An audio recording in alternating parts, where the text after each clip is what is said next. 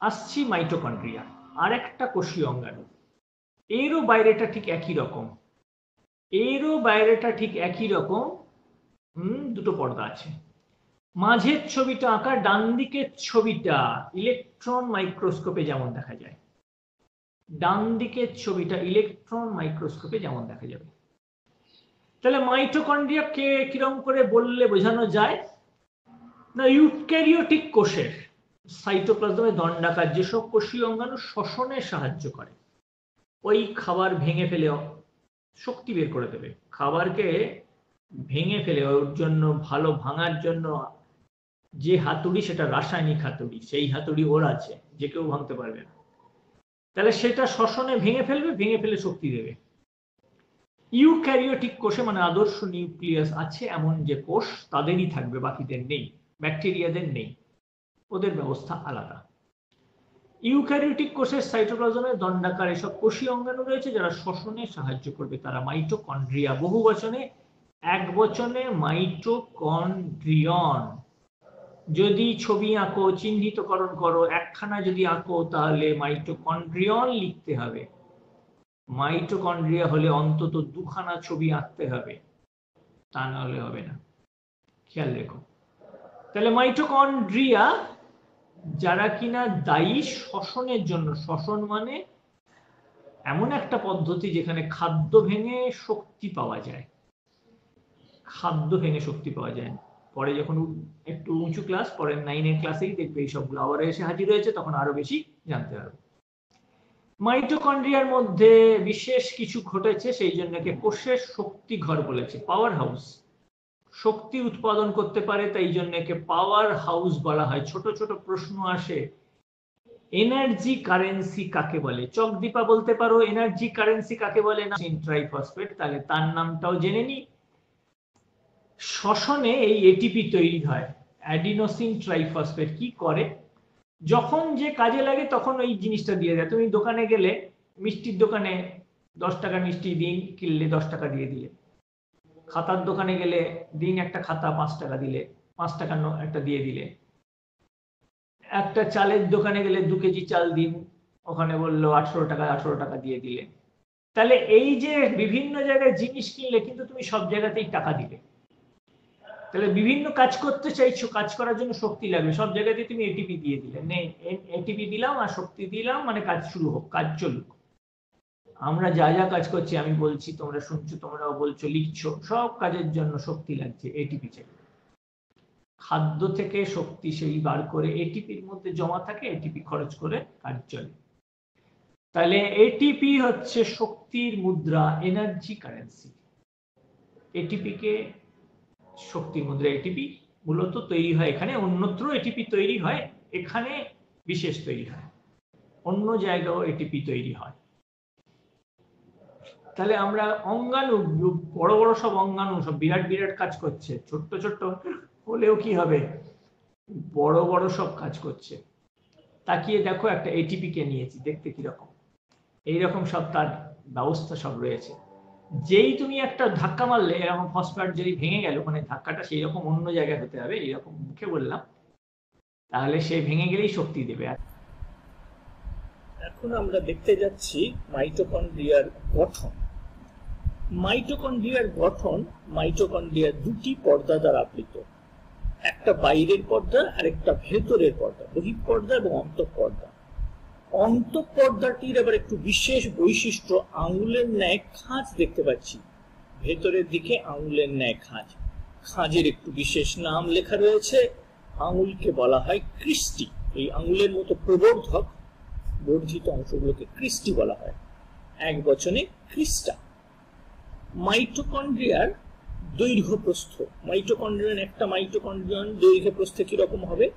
দৈর্ঘ্যে প্রায় 3 থেকে 7 মাইক্রোমিটার, প্রস্থে প্রায় 1 থেকে 1.5 মাইক্রোমিটার। দৈর্ঘ্যে 3 to 7 মাইক্রোমিটার, প্রস্থে 1 to 1.5 মাইক্রোমিটার। সংখ্যায় কত থাকতে পারে?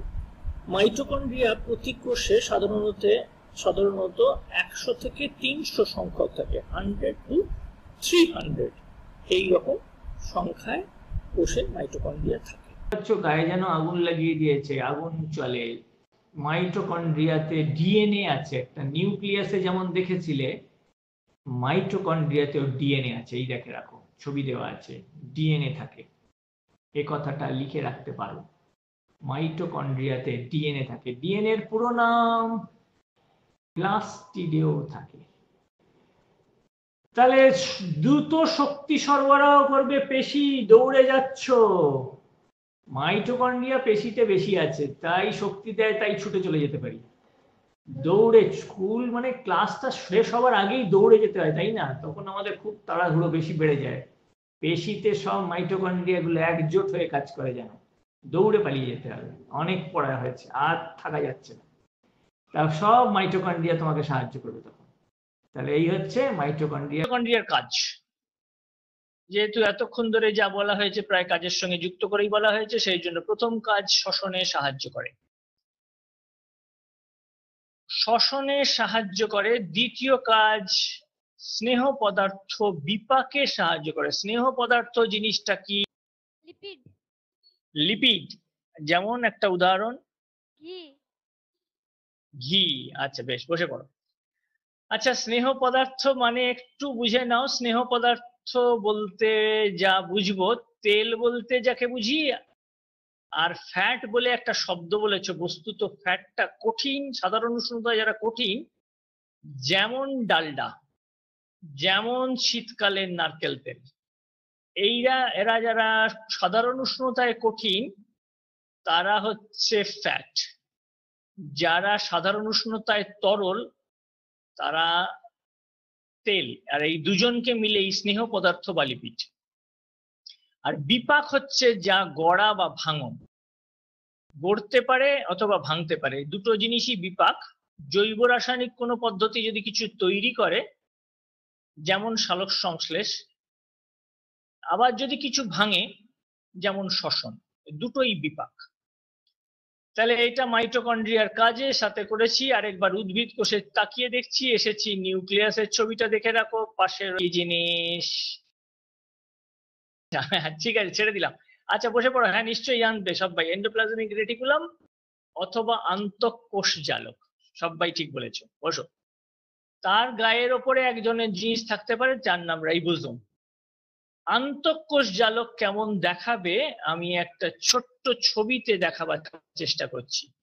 আর কিরকম আন্তঃকোষ জালকটা যদি কোষের বাইরে বড় করে দেখাই তাহলে কিরকম দেখতে পাচ্ছি, এবং তার গায়ে দানা দানা জিনিস রয়েছে, সেই দানা জিনিসটারও নাম করেছি, সেই দানা জিনিসটার নাম রাইবোজোম।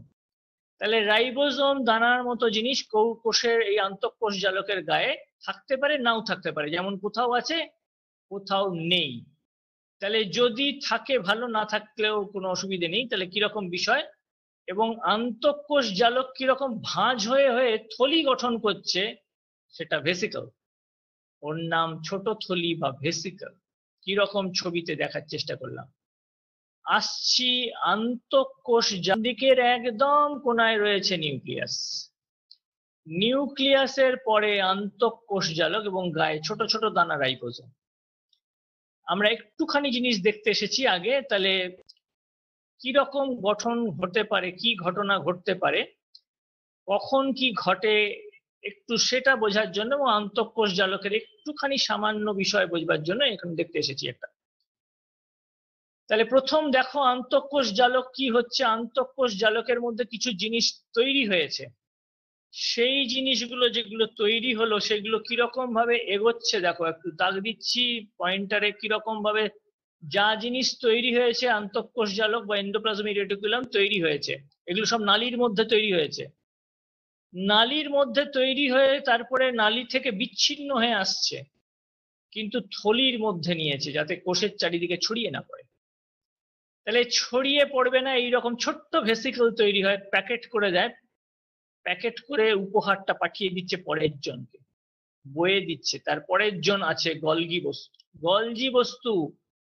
গলজি বস্তুর সঙ্গে এসে মিলে গেল এবং জিনিসটা দিয়ে দিল। তাহলে গলজি বস্তু জিনিসটা পেয়ে গেল আন্তঃকোষ জালকের কাছ থেকে। গলজি বস্তু আবার তার প্রয়োজন মতো জিনিসটাকে ঠিকঠাক করে, আরো যদি কিছু পরিবর্তন দরকার থাকে করে, সেও আবার প্যাকেটে করে পাঠিয়ে দিচ্ছে জিনিসটা। প্যাকেটে করে জিনিসটা পাঠিয়ে দিল। এবারে কি হয়েছে, কোষ পর্দার গায়ে এসে ধাক্কা মারছে ব্যাকটেরিয়া।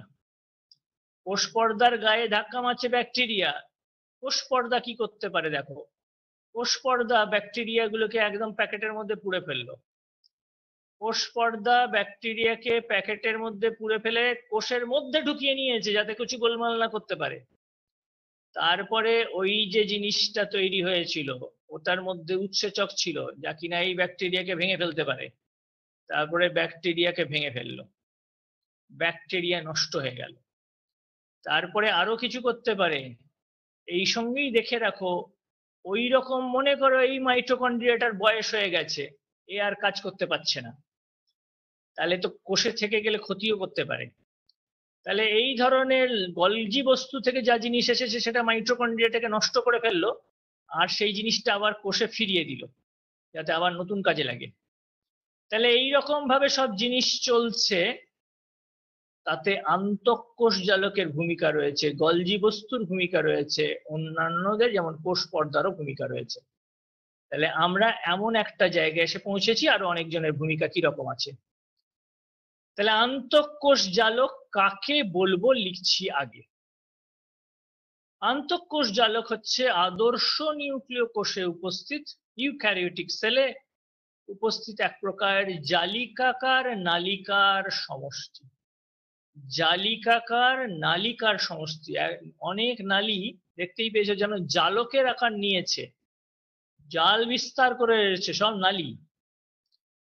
তো এইরকম হচ্ছে আন্তঃকোষ জালকের বিষয়ে ব্যাপারটা। ছবি একটু অ্যানিমেশনে সেটা আগে বোঝার চেষ্টা করলাম।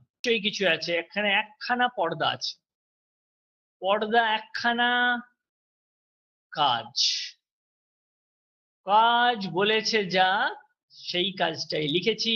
কোষের অভ্যন্তরকে একাধিক কুঠুরিতে ভাগ করেছে, কুঠুরি একাধিক ভাগ হয়ে গেছে কাজের সুবিধে। কাজের সুবিধে নানা জায়গায় নানা বিক্রিয়া হলে বা নানা জিনিস রাখতে হবে দেখতেই পেলে, তাহলে সেই রাখাটা আলাদা আলাদা হলো। তারপরে প্রয়োজন মতো সেটা প্যাকেটে করে পাঠিয়ে দেওয়া হলো। তারপরে প্রয়োজন মতো যাকে যাকে যেখানে যা কিছু করা সেই কাজটা হচ্ছে। তাহলে এই হচ্ছে আমাদের আন্তঃকোষ জালক একটা বড় সুযোগ করে দিয়েছে কোষের মধ্যে কুঠুরি ভাগ করে।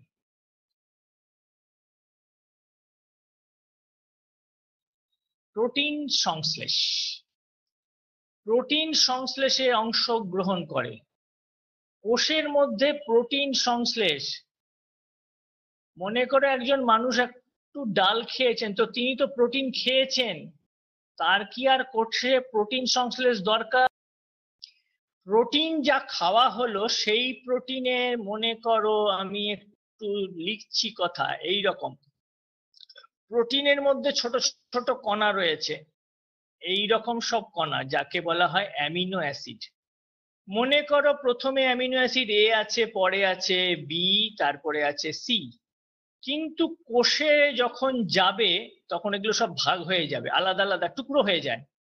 রক্তের মধ্যে দিয়ে গিয়ে কোষে পৌঁছবে যখন টুকরো টুকরো, ও পাবে amino acid A B C সব আলাদা। কেন না, কারণ কোষে হয়তো দরকার হয়েছে অ্যামিনো অ্যাসিডটা সিটা আগে থাকবে, তারপরে ঠিক করেছে ওর হয়তো পরে অ্যামিনো অ্যাসিডটা যেটা দরকার সেটা হচ্ছে এ থাকতে হবে, তারপরে অ্যামিনো অ্যাসিডটা ওর বি থাকতে হবে। এইরকম একটা প্রোটিন দরকার। তা এইটা গড়তে গেলে তো অ্যামিনো অ্যাসিড গুলো সব আলাদা আলাদা পাঠাতে হবে। সেই জন্য রক্ত যখন ওই পাচন নালী থেকে নেবে তখন শুধুই অ্যামিনো অ্যাসিড নেবে, আর সেটা কোষে দেবে। কোষকে বলবে তুমি প্রোটিন নিজে তৈরি করে নাও, কারণ আমরা জানি না তোমার কি লাগবে, তোমার যেমন লাগবে আমি দিয়ে গেলাম, তুমি বাকিটা তৈরি করে নাও, তাই না? তাহলে ও বাকিটা তৈরি করে নেবে। এর জন্য কোষে প্রোটিন সংশ্লেষ করতেই হবে, প্রোটিন অবশ্যই সংশ্লেষ করতে হবে। খেলে লাভ হবে, অ্যামিনো অ্যাসিড গুলো পাওয়া যাবে, সেই জন্য প্রোটিন খেতেও হবে, আবার কোষে প্রোটিন সংশ্লেষ করতেও হবে। না বুঝে থাকলে জিজ্ঞেস করো। টেম হচ্ছে microscope, transmission electron microscope. Electron microscope নানা ধরনের হয়। কিরকম? মাইক্রোস্কোপের নিচে দেখা যায় অমসৃণ এবং মসৃণ। রাইবোজোম যদি আন্তঃকোষ জালকের গায়ে থাকে তাহলে অমসৃণ, যেন বালির দানা ছড়িয়ে রেখেছে। যদি না থাকে তাহলে মসৃণ, ডান দিকের ছবিটা তা বলছে। অমসৃণ আর মসৃণ ছবি দেখে রাখো কিরকম দেখতে লাগতে হবে, বড় করে আঁকলে এইরকম দেখতে হবে। আমি একটু প্রাণী কোষের ছবিতে আসি। নিউক্লিয়াস এই রয়েছে, আন্তঃকোষ জালক এই রয়েছে। প্রাণী কোষ, নিউক্লিয়াস, আন্তঃকোষ জালক এইরকম রয়েছে। রয়েছে রাইবোসোম, প্রাণী কোষে এইরকম, মানুষের দেহে এইরকম সব থাকবে, থাকবে গলজি বস্তু এইরকম। তাহলে রাইবোজোম কাকে বলবো? পর্দাবিহীন যে কোষ অঙ্গাণু সাইটোপ্লাজমের মধ্যে থাকে এবং যারা প্রোটিন সংশ্লেষে সাহায্য করে তাদের রাইবোজোম বলে। একটু বড় করে লিখেছি যাতে ব্যাপারটা গোটাটাই হয়ে যায়। রাইবোজোম হলো পর্দাবিহীন এক প্রকার কোষীয় উপাদান, যা সাইটোপ্লাজমে মুক্ত অবস্থায়ও থাকতে পারে, নিউক্লিয়াস বা আন্তঃকোষ জালকের গায়েও থাকতে পারে। এটা মাইটোকন্ড্রিয়া প্লাস্টিডেও থাকতে পারে। তাহলে রাইবোজোমের কাকে বলে ওপরের টুকু বললেই চলবে, তবে অবস্থানটার সঙ্গে সবটা একসাথে বলে নিলাম। সাইটোপ্লাজমে ছড়িয়েও থাকে, গায়ে থাকে নিউক্লিয়াস, আন্তঃকোষ জালক, সেটা দেখতে দেখতে এসেছি, আর সঙ্গে করে নিলাম মাইটোকন্ড্রিয়া এবং প্লাস্টিডিও থাকবে। রাইবোজোম থাকলে বড় কাজ করবে, সেটা প্রোটিন সংশ্লেষ। রাইবোজোম আমরা শুরুর দিকে একবার করেছিলাম, নিউক্লিয়াসকে কোষের মগজ বলে। কি এমন ওর ক্ষমতা যে কোষের মগজ হলো? তখন রাইবোজোম এসেছিল কথাটায়। তখন রাইবোজোমকে দেখেছিলাম নিউক্লিয়াস যা বলে রাইবোজোম তা পড়ে বোঝে এবং সেই অনুযায়ী প্রোটিন তৈরি করে দেয়, যে প্রোটিন ওই কাজটা নিয়ন্ত্রণ করে বা কাজটা ঘটাতে সাহায্য করে। তাহলে এই হচ্ছে আমাদের রাইবোজোম থাকে কোথায়, কাজ কি। রাইবোজোম আন্তঃকোষ জালক, মসৃণ অমসৃণ হওয়ার সঙ্গে রাইবোজোমেরও সম্পর্ক আছে। প্রোটিন খেলেই হলো না, প্রোটিন খেলে প্রোটিন সংশ্লেষ কোষেও হতেই হবে, আবার না খেলেও হবে না, কারণ প্রোটিন সংশ্লেষের জন্য যে উপাদান সেটা বাইরে থেকে খেলেই পাওয়া যাবে। এই জন্য রাইবোজোম সেখানে দরকার, প্রোটিন সংশ্লেষ অবশ্যই দরকার। তাহলে রাইবোজোম কি জিনিস, কোথায় আছে, কি কাজ করতে পারে, বিষয়টা এইভাবে করলাম। কারোর বুঝতে অসুবিধে থাকলে হাত তোলো, জিজ্ঞেস করো, অবশ্যই জিজ্ঞেস করো, না বুঝতে পারলেও জিজ্ঞেস করবে।